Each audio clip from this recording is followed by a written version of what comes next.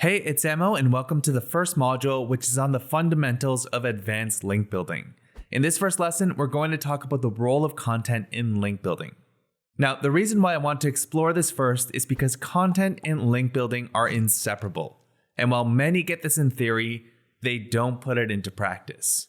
Let me paint a picture for you that I see time and time again. So, people will often start with keyword research. They'll research subtopics and create content hubs because structure is important. They'll hit the publish button and then be like, oh yeah, we're going to need links to rank for these topics. So they look at who's linking to the top ranking pages for their main topics. Then they export backlink profiles, filter prospects by metrics, and then do some sort of shotgun approach where they send a gazillion emails hoping for a 0.5% link acquisition rate. Then to excuse themselves from blatantly spamming the population of a small town, they say, link building is a numbers game. You just gotta keep on sending those emails. Now, assuming you're not paying for links or doing link exchanges at scale, your content should dictate your outreach pitches.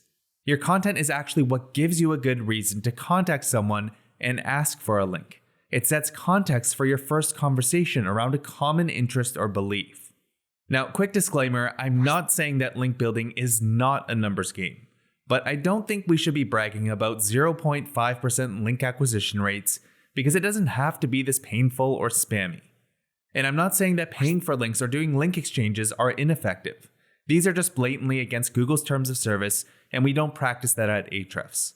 Plus, on a personal note, the harder link building gets, the more I love the game. Alright, now let's dig a bit deeper into the content aspect. Your content type matters in terms of success rates. As a very general rule of thumb, informational content like how-tos, tutorials, and data studies are going to be easier to get links to than product pages, affiliate posts, or anything commercial for that matter. Why? Because there are a lot more opportunities to bake value into informational content. And again, value should be tied to your pitch angles. Whereas commercial content is tougher to insert value, specifically for things like product pages where the only real beneficiary of value is the recipient of the link.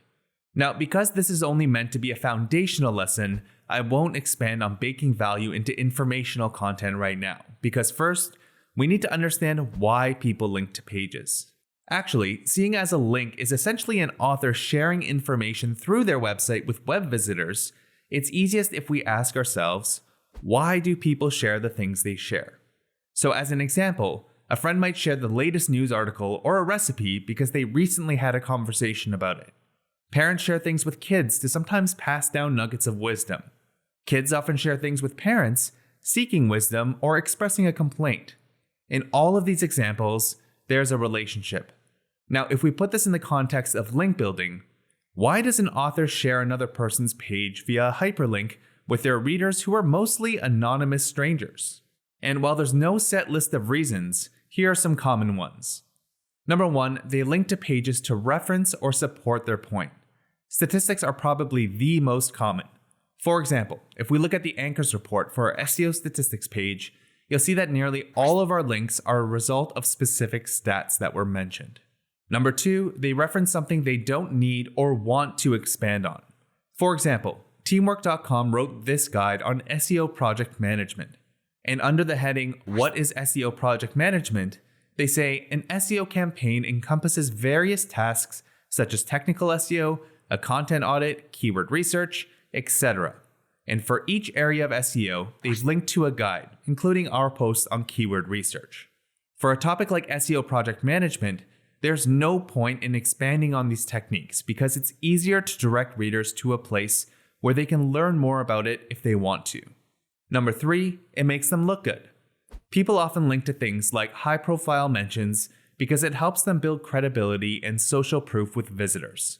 For example, this site has an In the Press page where most links are from listicles on things they value and or make them look good. So things like best gift sets is saying, see, our product is awesome. Or top native-owned businesses tells us a bit about their values and roots. In fact, creating pages that mention and portray a person or company in a positive way is a link building tactic on its own, often referred to as ego bait. Basically, SEOs create content like this, where they mention influential people, which often baits people into linking to them. It doesn't always work for mega lists, but it has worked exceptionally well for Inc.'s list of the Inc. 5000. Inc. magazine publishes a list of the top 5,000 most successful companies in the US annually. And as a result, they earn hundreds or even thousands of links every single year. And if we look at the backlinks for their 2021 list, you'll see that tons of these links are from homepages where companies are showing off their award. And the fourth reason is that there's a relationship, whether it's explicit or implicit. Implicit relationships are usually content superfans. And while it's tough to build a content fan base, they're super effective in link building because they trust what's written on a site without a shadow of a doubt. When they guest post, they frequently link to you. When they go on podcast interviews, they frequently mention your content, which often gets linked to in show notes. Explicit relationships, on the other hand, are your online friends who you talk shop with. And what often creates these professional relationships is respect and admiration for each other's work. As a result, you want to link to each other's content, whether that's on your own site or on other people's sites. This is one of the most powerful link building advantages you can have because the bottom line is that you want to help each other succeed. Now, a few commonalities with most of these reasons are A, people link to things to prove that they're not making stuff up. B, they link to things to add credibility to themselves or their companies. Or C, they link to things they trust. These are three main things you need to consider when you're reaching out for links. Because if you go in with your own agenda to satisfy your needs and only your needs, then your intentions will be quite clear. And your chances of getting a link without paying for it will be very slim. Now, this might seem all meta, and unfortunately, knowing why people link usually won't be enough to get you links. It's just foundational for your outreach pitches. And this list is far from exhaustive. You need to dig into the data, and the best place to start is by analyzing how similar pages got their links. Because by understanding the how, you're able to infer the why, which also helps to form your angles of attack for your link outreach pitches. So in the next lesson, we're going to talk about competitor analysis, specifically analyzing how similar pages got their links.